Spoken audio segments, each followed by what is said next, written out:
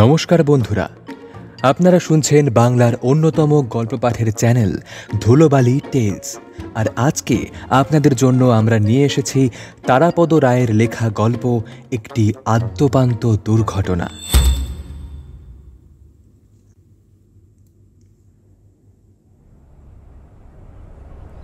এ বাসটায় খুব ভিড়। অবশ্য সব বাসেই খুব ভিড় আজকাল। শনিবার রবিবার সকাল বিকেল কিচ্ছু নেই, সবসময় লোক উপচিয়ে পড়ছে। বাসে, রাস্তায়, বাজারে, সিনেমায় এত লোক কোথা থেকে আসে, কেন আসে, কোথায় যায়, কেন যায়, রাতে কোথায় ঘুমোয়? নির্মলা লেডিস সিটের এক প্রান্তে বসে এই সব ভাবছিলেন। ক্রমশ বাসটা যত ধর্মতলার দিকে এগোচ্ছিল, বাসে ভিড় বেড়েই যেতে লাগলো। নির্মলা বসে বসে আরও ভাবছিলেন, এই রবিবার সন্ধেবেলায় এত লোক ধর্মতলায় কি করতে যাচ্ছে? এরা সবাই কি ময়দানে বেড়াতে যাচ্ছে, অথবা চৌরঙ্গিতে ফুর্তি করতে চলেছে? কিন্তু এদের তো দেখে সেরকম মনে হয় না। বেড়ানোর বা ফুর্তি করার লোকের চেহারা, সাজ পোশাক, এমনকি চোখ মুখ দেখলেই বোঝা যায়। কলকাতার উত্তরে এক মফস্বল শহর থেকে এই বাসটা সরাসরি ধর্মতলা পর্যন্ত চলে আসে। এর যাত্রীদের অধিকাংশের চেহারা ও চালচলনে সেই মফস্বলী ছাপ। এই সব বহিরাগত প্রাইভেট বাসের যাত্রীদের মোট চেহারা প্রায় একরকম। স্টেট বাসের লোকেদের চেহারা একটু আলাদা, তাতে খাস কলকাতার ছাপ। এই পার্থক্য চোখে দেখে যতটা বোঝা যায়, বলে বোঝানো কঠিন। সেই একই রকম লম্বা, ফর্সা, বেটে কালো নাইলন টেরিলন হ্যান্ডব্যাগগুলো, সানগ্লাস, কিন্তু কোথায় একটা সূক্ষ্ম প্রভেদ রয়ে গেছে, যা শুধু চোখের নজরে ধরা পড়ে। নির্মলা এই সব ভাবতে ভাবতে চলেছেন। ইতিমধ্যে বাস প্রায় বিবেকানন্দ রোডের মোড়ে। নির্মলা উঠেছেন শ্যামবাজারের মোড় থেকে। ইতিমধ্যে অনেক লোক নেমেছে এবং তার চেয়ে বেশি লোক উঠেছে। ভাগ্যক্রমে প্রায় উঠেই নির্মলা সামনে একটা লেডিস সিট খালি পেয়ে যান এবং নির্মলা এখন সেখানেই বসে আছেন। সিটে বসেও অবশ্য নিস্তার নেই। ক্রমবর্ধমান জনমণ্ডলীর প্রচণ্ড চাপ নির্মলার সামনে দাঁড়ানো এক ভদ্রলোকের হাঁটু বহিত হয়ে বারে বারে নির্মলার হাঁটুতে এসে লাগছিল। এমন একটা কোণার দিকে নির্মলা বসেছেন যে ইচ্ছা করলেই হাঁটুটা সরিয়ে রক্ষা করতে পারবেন, তার কোনো উপায় নেই। নির্মলার হাঁটুর উপর চাপ ক্রমই বেড়ে যাচ্ছিল। তিনি বিরক্ত হয়ে সামনের ভদ্রলোকটির দিকে তাকালেন। ঠিক সাদা ভাষায় কলকাতায় যাদের ভদ্রলোক বলে তেমন নয়, গ্রাম্য গৃহস্থ চেহারা, মোটা ধুতি, মোটা শার্টে, গলায় আধময়লা সুতির চাদর। বয়স বছর 50 বা কিছু কমের দিকেই হবে। ভদ্রলোকটিকে মৃদু তিরস্কার করতে গিয়ে নির্মলার একটু বরং মায়াই হলো। এর কোনো দোষ নেই, ইনি নিতান্তই অসহায়। আদরজা যাত্রী সাধারণের অদম্য চাপ কেন্দ্রীভূত হয়ে এই হাঁটুর উপর পড়েছে। তারই কিছুটা ইনি চালান করে দিচ্ছেন নির্মলার হাঁটুতে। তবু তো নির্মলা বসে, ইনি ত্রিভঙ্গ হয়ে দাঁড়িয়ে আছেন। বাসটি ইতিমধ্যে কলেজ স্ট্রিটের মোড়ে এসে গেছে। এখানে আরও একটা প্রচণ্ড ভিড়ের ধাক্কা সৃষ্টি হলো। নামলো মাত্র একজন, উঠবার চেষ্টা করছে শতাধিক লোক। নির্মলার সামনে দাঁড়ানো যে ভদ্রলোক এতক্ষণ নির্মলার হাঁটুতে হাঁটু ঠেকিয়ে আত্মরক্ষা করছিলেন, এবার তিনি সত্যি সত্যি হুমড়ি খেয়ে পড়লেন এবং সঙ্গে সঙ্গে বাস তীব্র গতিতে ছাড়ল এবং সঙ্গে সঙ্গে একটা অবিশ্বাস্য কাণ্ড ঘটল। প্রাইভেট বাসগুলোর জানলার উপরে ছাদ বরাবর লাল নীল কাঁচের জাফরি লাগানো থাকে। সেইখানে হাতের চাপ রেখে নির্মলার হাঁটুতে আরেকটু চাপ ফেলতে গিয়ে হঠাৎ উপরের জাফরির কাঁচ ভেঙে একসঙ্গে ভদ্রলোকের বাঁ এবং ডান হাতের 10টা আঙুল সেই জাফরির মধ্যে ঢুকে গেল। জাফরি থেকে ভাঙা কাঁচের টুকরোগুলো ঝরঝর করে ভেঙে নির্মলার মুখের উপর পড়তে লাগলো। সেই কাঁচের টুকরোগুলি সব রক্তে রক্তময়। এর উপরে ভদ্রলোকের আঙুল কাটা রক্ত ফোঁটায় ফোঁটায় প্লাবিত করে দিল নির্মলার চোখ, মুখ, মাথার চুল। সে এক বীভৎস দৃশ্য। ভদ্রলোক একবার আর্তচিৎকার করেই নির্মলার মুখের দিকে তাকিয়ে নিঃশব্দ হয়ে গেলেন। বাসের লোকেরা প্রচণ্ড হৈ হৈ শুরু করে দিল। নির্মলার মাথা, শরীর, শাড়ি সমস্ত রক্তে আর কাঁচে মাখামাখি। সবাই রোক্কে রোক্কে করে বাস থামিয়ে ফেলল। দাঁড়াও দাঁড়াও দাঁড়াও, রোকে রোকে, দাঁড়াও দাঁড়াও, হে মাই, কি হয়ে গেল? দাঁড়ান দাঁড়ান দাঁড়ান দাঁড়ান দাঁড়ান, যাবেন না। অন্যের গায়ে রক্ত নাক দিয়ে, চোখ দিয়ে, ঠোঁট দিয়ে গড়িয়ে পড়ছে, আর মাথায় ঘাড়ে কিছু ধারালো কাঁচের টুকরো। নির্মলা একেবারে হতভম্ব হয়ে গেল, কিন্তু বাসের লোকেরা তাকে হতভম্ব হওয়ার অবকাশ দিল না। সামনেই মেডিকেল কলেজ। কিছুক্ষণের মধ্যে সবাই মিলে হৈ হৈ করে মেডিকেল কলেজের সদর দরজার ভিতরে গিয়ে একেবারে ইমার্জেন্সি ওয়ার্ডের সামনে এনে পুরো বাসটাকে দাঁড় করালো। কয়েকজন ছুটে ইমার্জেন্সির ভিতরে চলে গেল, আর কয়েকজন পাঁজাকোলা করে নির্মলাকে সামনের একটা খালি হুইল চেয়ারে বসিয়ে দিল। বাকি সবাই নির্মলার ওই রক্তাক্ত মুখশ্রী দেখে কি হয়েছে বলে কলরব করতে লাগলো। কি হয়েছে, কি হয়েছে, কি হয়েছে? কি সাংঘাতিক কাণ্ড তো! কি হয়েছে এটা? ঘটনার আকস্মিকতায় নির্মলার তখন বিপর্যস্ত অবস্থা। সত্যি তার কি হয়েছে? কোথাও সত্যিই কেটে গেছে কিনা তাও বুঝতে পারছিলেন না। একটু দূরেই সেই গ্রাম্য ভদ্রলোক দাঁড়িয়ে। তার অবস্থা আরও নিদারুণ। তার হাত দিয়ে তখনও দরদর করে রক্ত পড়ছে, কিন্তু কেউই সেটা খেয়াল করছে না। তিনি একা ফ্যাল করে তাকিয়ে আছেন। তার হাত দুটো থরথর করে কাঁপছে, বোধহয় এতটা রক্তক্ষরণের জন্যই। হুইলচেয়ার ঠেলে নির্মলাকে ইমার্জেন্সির মধ্যে ঢুকিয়ে নিয়ে যাওয়া হলো। সেখানে একজন প্রৌঢ় প্রশাসনের গর্তে পড়ে পা ভাঙা এবং একজন মিনিবাস চাপা পড়া লোকের পর্যবেক্ষণ করছিলেন দুজন তরুণ ডাক্তার। নির্মলার রক্তময় মুখ দেখে তাদের ফেলে তারা ছুটে এলেন। এসেই প্রথমে নার্সকে ডেকে তাড়াতাড়ি ধুয়ে মুছে ড্রেসিং করতে বললেন। তারপর জিজ্ঞাসা করলেন, কি হয়েছে?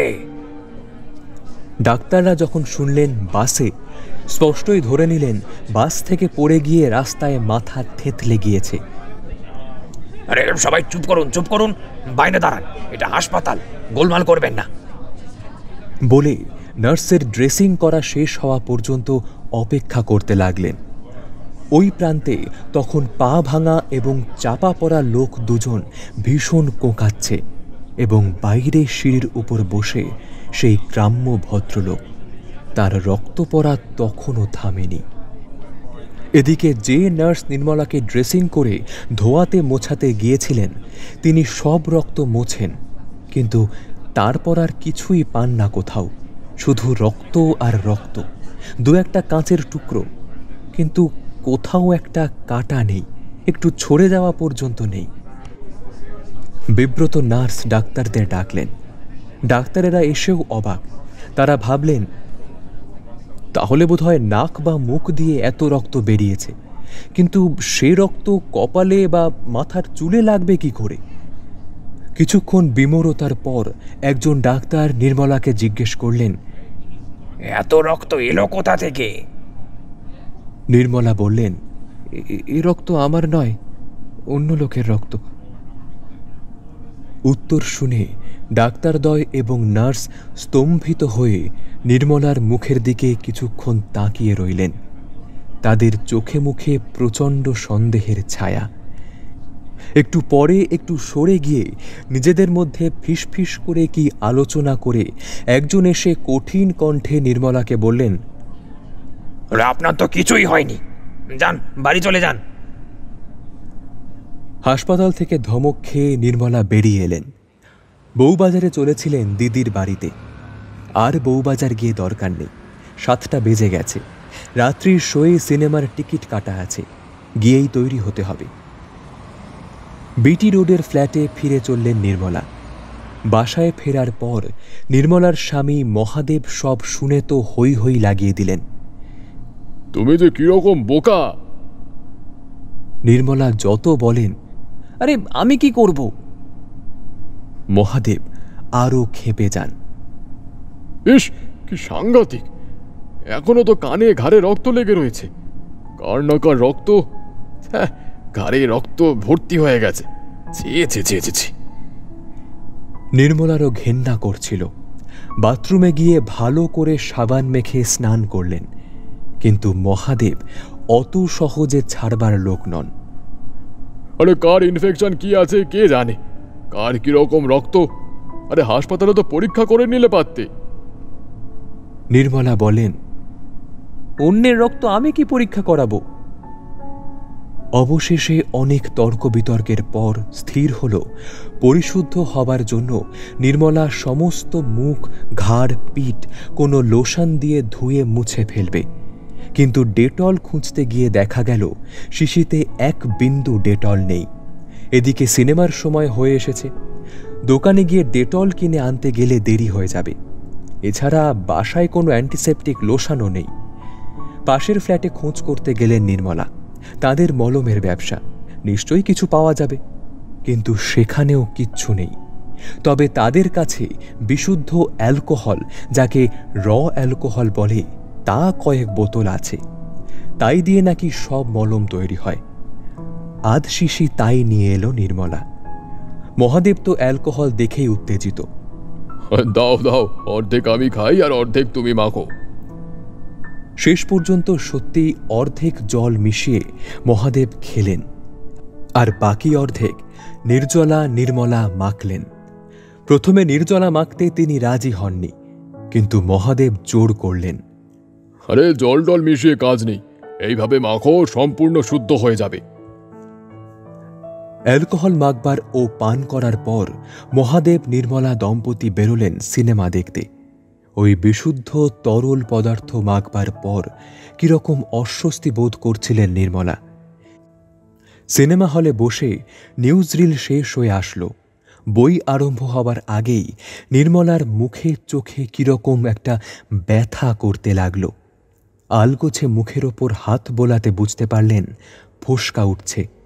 ক্রমশ ফোসকা উঠতে লাগলো, ফোসকা, আরও ফোসকা। ইন্টারভ্যালের আলো জ্বলতেই চমকে উঠলেন মহাদেব।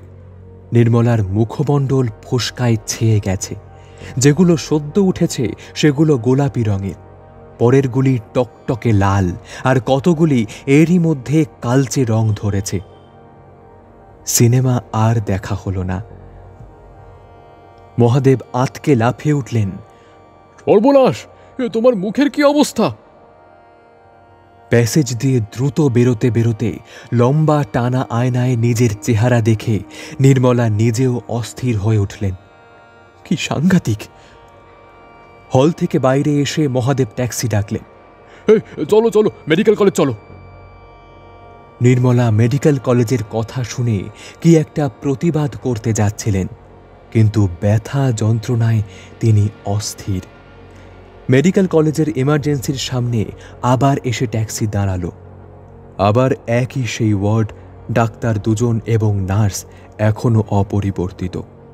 নির্মলাকে দেখে এবার তারা চমকে উঠলেন। সন্ধ্যায় যার রক্তাক্ত মুখ দেখে তারা বিচলিত হয়েছিলেন, এখন তার মুখে নানা বর্ণের নানা আকারের ফোসকা। এবার কিন্তু তারা মুহূর্তের মধ্যে মনস্থির করে ফেলেছেন। একজন এগিয়ে এসে নির্মলাকে গম্ভীর কণ্ঠে জিজ্ঞাসা করলেন, আপনি সন্ধেবেলা রক্ত মেখে এসেছিলেন না?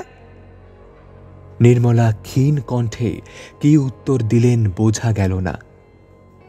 এবার ফোসকা লাগিয়ে এসেছেন? পরের এই প্রশ্নের উত্তর দেওয়া সম্ভব নয়। নির্মলার জবাবের জোর নেই। মহাদেব নির্বাক।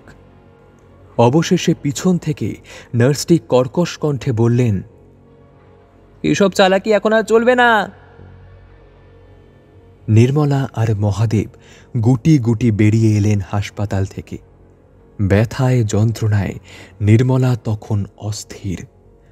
তারই মধ্যে দেখতে পেলেন সেই গ্রাম্য ভদ্রলোকটি বারান্দার দেওয়ালে ঠেস দিয়ে বসে পড়ে রয়েছেন।